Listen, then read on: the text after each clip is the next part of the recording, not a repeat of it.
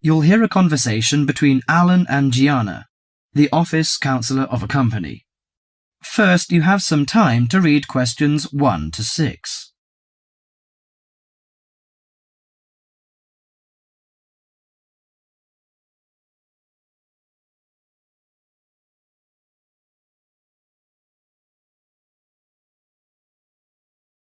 Now listen to the conversation and answer questions 1 to 6.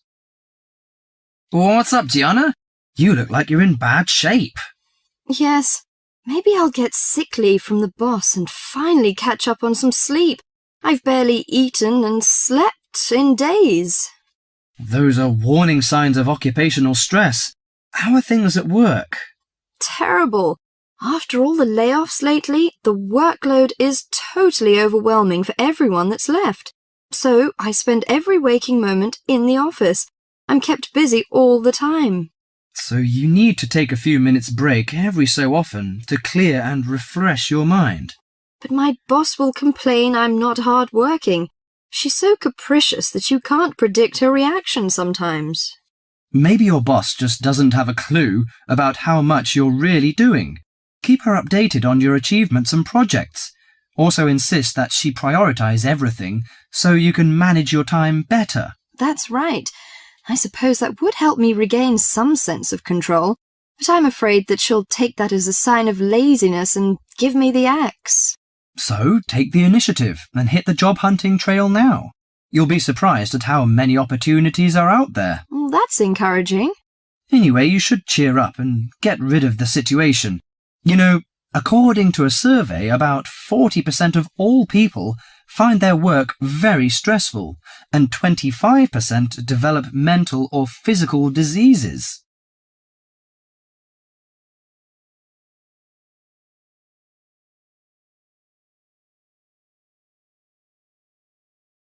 Before you hear the rest of the conversation, you have some time to look at questions 7 to 10.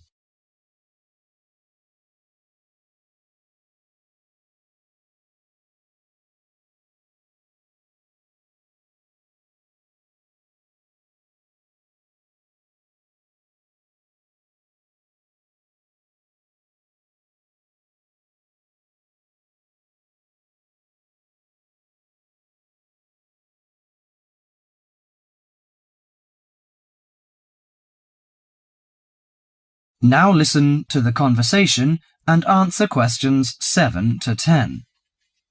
So serious? I didn't know that.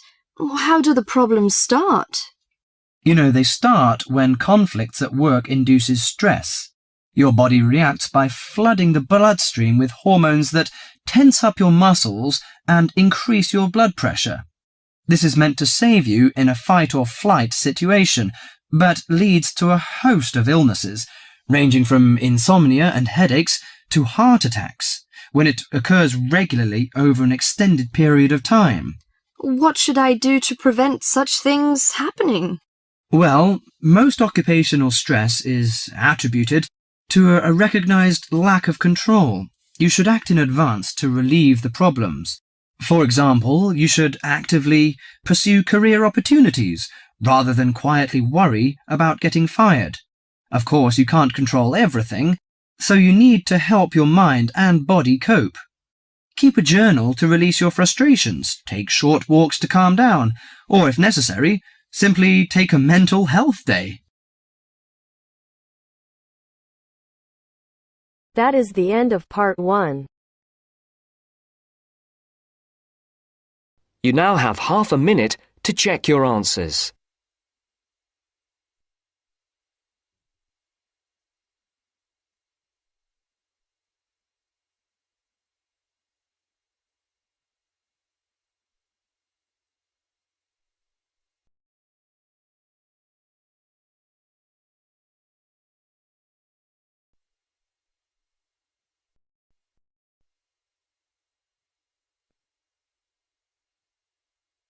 Now turns to part 2.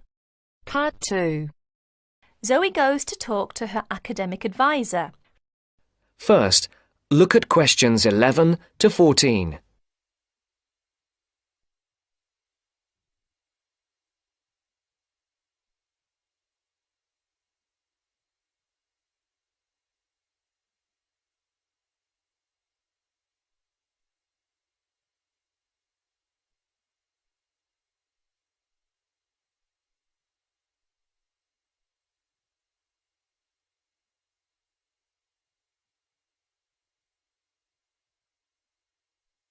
Listen carefully. How are you getting on, Zoe? Feeling at home yet? Well, more or less. There are still some things I need to buy, and I haven't found my way to all the facilities yet, but I really love the campus, and I've already made a few friends. Fantastic. Now let's see what we can do to get your studies off to the right start too. You're on the foundation course, so you can take up to 8 modules. What we advise is that you take 4 modules in the first semester and, assuming everything goes well, 4 in the second. Have you decided which you want to take in this semester? I haven't made my mind up yet. I can't decide whether to take Principles of Marketing or Introduction to International Trade. Well, that depends on your career goal. You're planning to work in the biotechnology sector, aren't you? Well, that's my present thinking, but I guess I might change my mind. Right, well, marketing is a broad general subject that you will find really useful in a number of careers. International trade, on the other hand, is more specific. That's fine if you're sure it's the sort of work you want to do. A lot of students start off thinking about that option because it seems glamorous, but marketing can also be an exciting career, and there's a wide choice of jobs. Maybe you ought to wait until your career ideas are a bit more definite before you go down that road. Yes, I see. I could take International Trade next year, couldn't I? Sure. You could do international finance as well. So, in your first semester, you've got Principles of Marketing, Introduction to Economics, Banking and Finance, and let's see, Principles of Financial Accounting. How do you feel about that as a package? It's okay, I think. Before the broadcast continues, look at questions 15 to 20.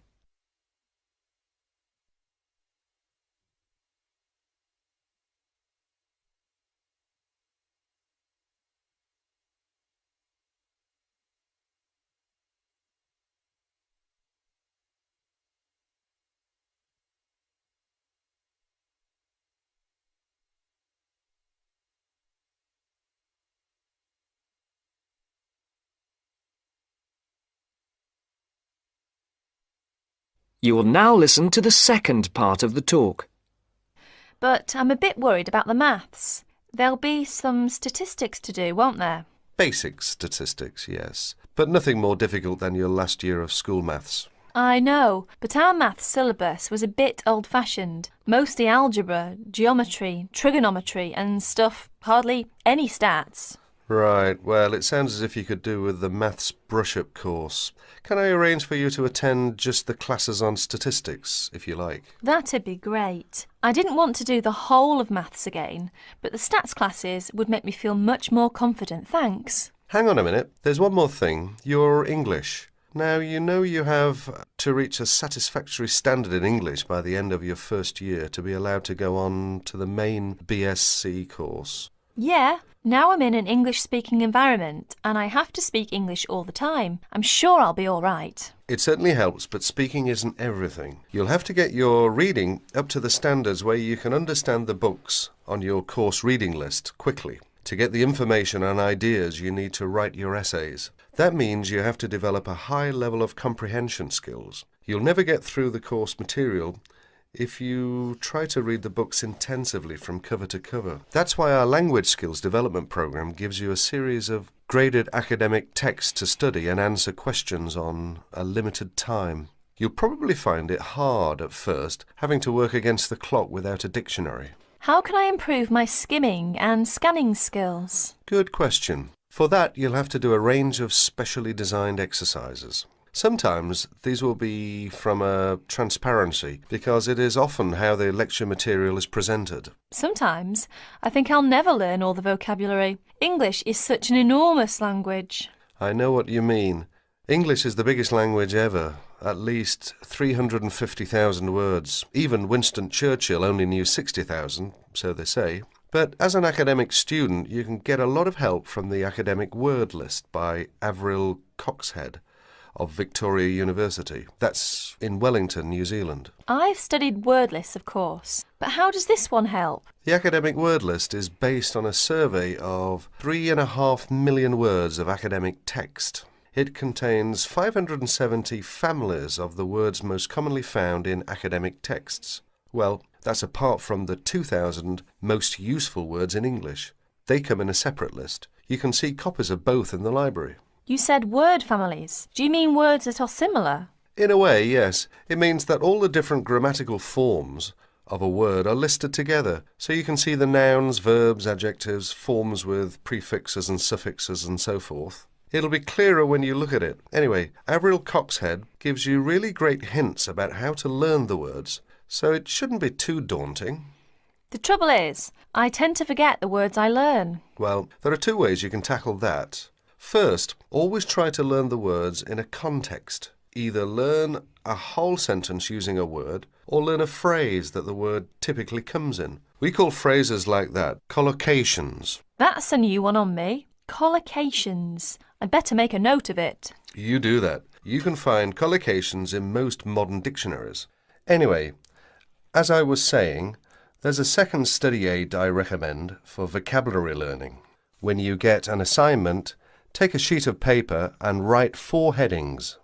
Words I can use, words I can recognise but can't use, words I'm not sure of, words I don't know. Don't bother with the simple words, of course.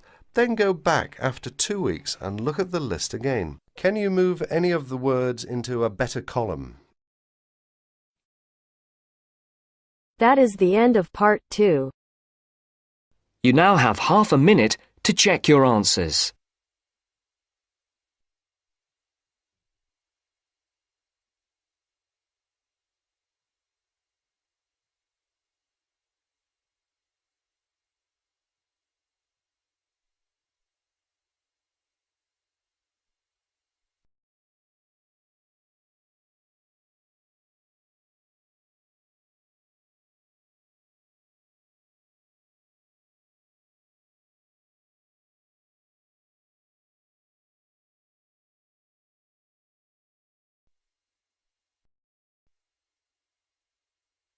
Now turns to part 3. Part 3. You are going to hear a tape recording of instructions and advice, which a woman called Martha has left for her friend John, who is coming to stay at her house and take care of it while she is away. First, you have some time to look at questions 21 to 24.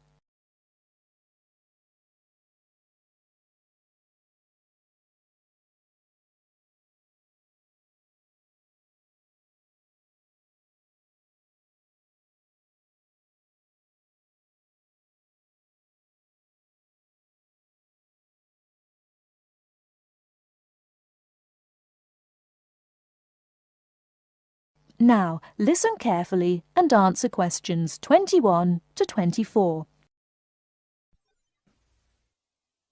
Hello, John. Welcome to the house. I'm really pleased that you can be here to look after my house while I'm away.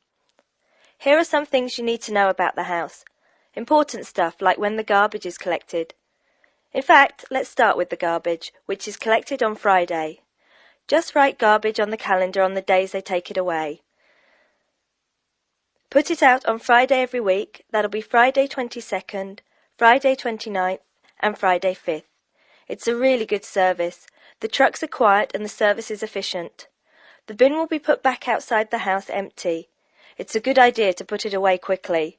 This street can be quite windy. I once watched my next door neighbour chase her bin the whole length of the street. Every time she nearly caught up with it, it got away again. The waste paper will be collected this Tuesday. That's Tuesday 19th. There's a plastic box full of paper in the front room.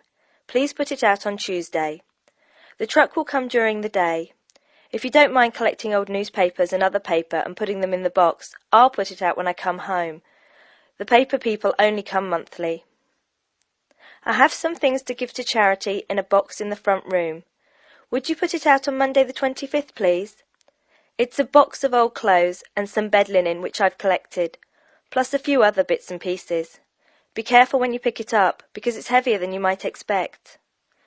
The charity truck will come by during the day on the last Monday of the month. If you want to use the library, you'll find it on Darling Street. I've left my borrower's card near the telephone. It has a very good local reference section if you want to find out more about this city. I'm sorry to say we don't have a cleaner. Oh yes, filters. Please would you change the filters on the washing machine on the last day of the month, which is Sunday the 31st. We find that the machine works much better if we change the filters regularly. The gas company reads the meter outside the house, so don't worry about that. I think that's all the information about our calendar of events.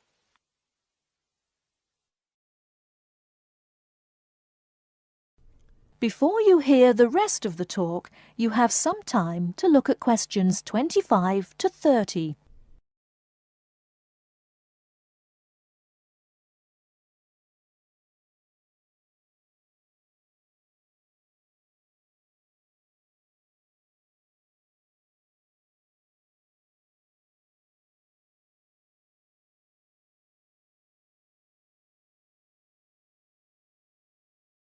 Now listen and answer questions 25 to 30. Well, John, I'm trying to think what else I should be telling you. As you know, I'm going to a conference in London. I hope to have a little time to look around. It's a great city. I do hope I manage to get to at least some of the theatres and museums. I'm looking forward to all the things I have to do at the conference too. I'm giving a paper on Tuesday the 26th, and there are a couple of really exciting events planned later in the conference programme. I hope to meet up with an old teacher of mine at the conference. She taught English literature at my old high school, and we've kept in touch through letters over the years. She teaches now at the University of Durham, and I'm really looking forward to seeing her again. By the way, I expect you're hungry after your trip. I've left a meal in the refrigerator for you. I hope you like cheese and onion pie. Would you do me a favour, please? I haven't had time to cancel an appointment. It was made a long time ago, and I forgot about it until this morning. It's with my dentist for a check-up on Thursday the 28th. Could you please call the dentist on 816-2525 and cancel the appointment for me? Thanks a lot, John. One last thing. When you leave the house, make sure the windows and doors are shut, and set the burglar alarm. The alarm code number is 9120, enter. Have fun. I'll see you when I get back. This is your friend Martha saying goodbye. That is the end of part 3. You now have half a minute to check your answers.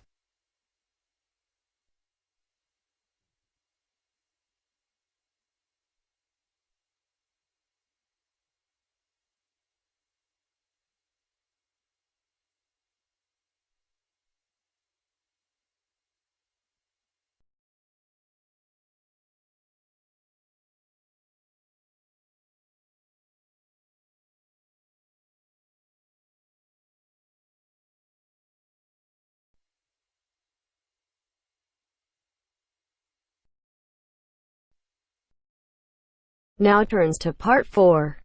Part 4. You will hear a talk about the pitfalls and pleasures of being a postgraduate student. Look at questions 32 to 37.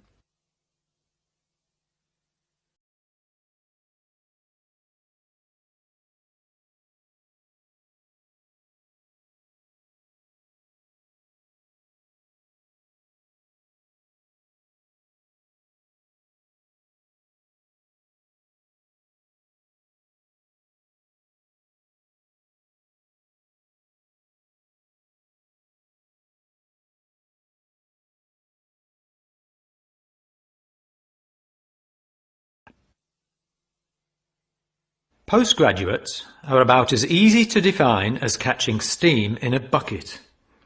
Courses can be vocational, for training, as research, as a preparation for research, or a combination of these.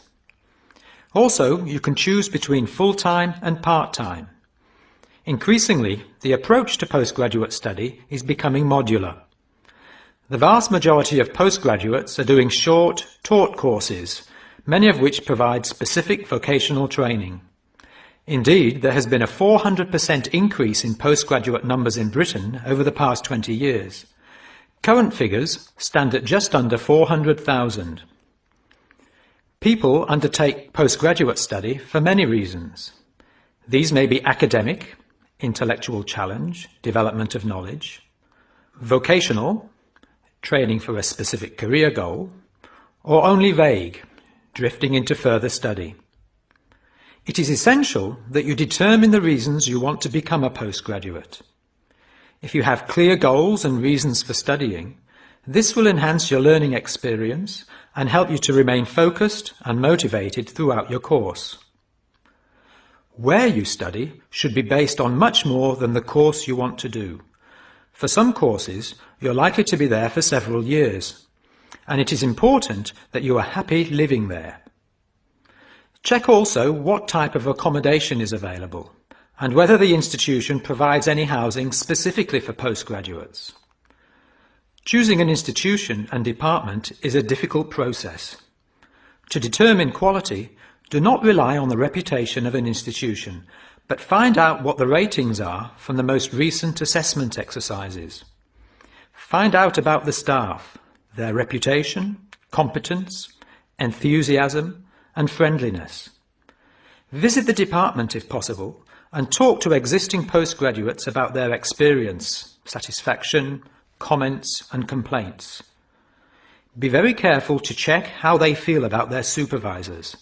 Also, check what facilities are available, both at an institutional level, for example libraries, laboratory and computing facilities, and in the department, for example study room, desk, photocopying, secretarial support, etc. Everyone will have their own priorities here. I am always anxious to check the computer support available and regard it as slightly more important than library access. Your working environment and the support available to you plays an essential part in making your work as a postgraduate a positive experience. Life as a postgraduate can be very different to your other experiences of education. Things that can distinguish your experience are the level of study, independence of working, intensity of the course, the demands on your time, and often the fact that you're older than the majority of students. These factors can contribute to making you feel isolated. However, there are several ways you can make sure that this is either short-lived or does not happen at all. Many student unions have postgraduate societies that organise social events and may also provide representation for postgraduates to both the student union and the institution. Departments can also help to create a sense of identity and community, and often have discussion groups available. Don't be afraid to talk to staff about any difficulties you might be having. Of course, universities provide counselling services, but we have found that the best advice comes from talking to other postgraduates who may have faced similar difficulties. Look at questions 38 to 40.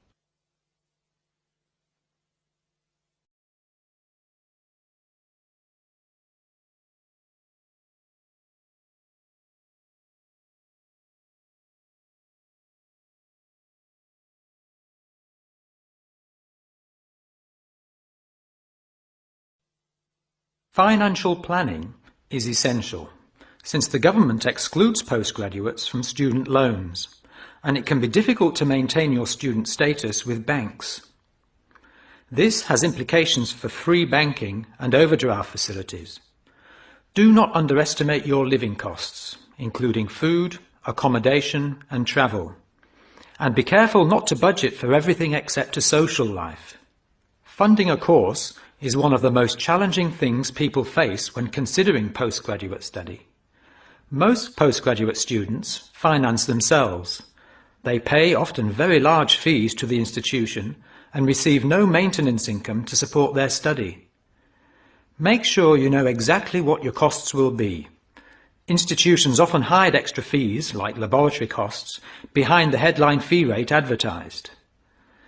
Funding can come from various sources: research councils, charities, trust funds, institutional scholarships, local education authorities, and professional bodies and organisations all offer various levels of funding. As I said before, the government excludes postgraduates from student loans, so it is essential you look to other sources. Career development loans are available from high street banks. The best advice on funding is to be proactive, persistent and patient. The postgraduate community in Britain is multinational, has a wide range of experience of life and work, and an exciting mix of goals, both career and academic. Being a postgraduate student should be a productive and fulfilling thing to do, and you will become part of a diverse and motivated social group. That is the end of part 4. You now have half a minute to check your answers.